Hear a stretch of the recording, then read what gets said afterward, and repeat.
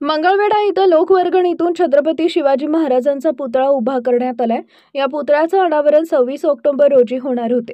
या कार्यक्रमाला मुख्यमंत्री देवेंद्र फडणवीस आणि मराठा आंदोलक मनोज जरांगे उपस्थित राहणार होते।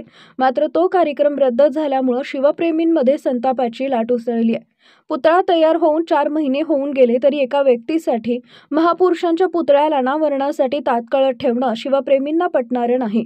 विशेषतः लोकवर्गणीतून उभारलेल्या पुतळ्याला मुख्यमंत्र्यांनी वेळ न मिळाल्यामुळे अनावरण कार्यक्रम रद्द झाल्यानं वर्गणी भरणाऱ्या शिवप्रेमींनी मंगळवेढ्यात एक बैठक बोलावली होती।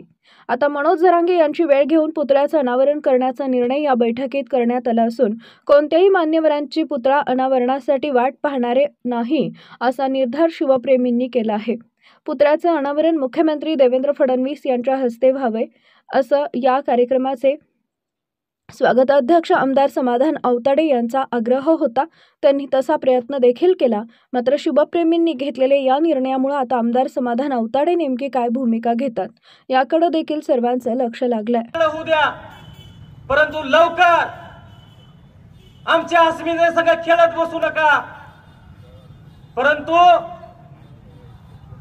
राजकीय स्वार्थाने आंधळे झालेल्या लोकांना कशाचंच भान राहिलं नाही। त्यामुळं जी लोक आमदार साहेबांचं नाव घेऊन इथं छत्रपती शिवाजी महाराजांच्या पुतळ्यात राजकारण करत होती, तीच लोक आता आमदार साहेबांना हाताशी घेऊन राजकारण करायला लागले।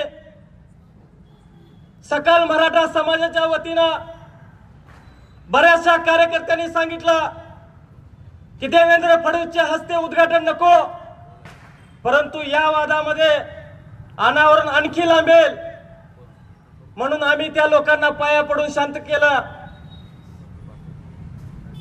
देवेंद्र फडणवीसच्या हस्ते करा, तुम्हाला वाटेल त्याच्या हस्ते उद्घाटन करा, पण हा सोहळा लवकर होऊ द्या ही भावना आम्ही व्यक्त केली। मग यामध्ये माशी कुठं शिंकते?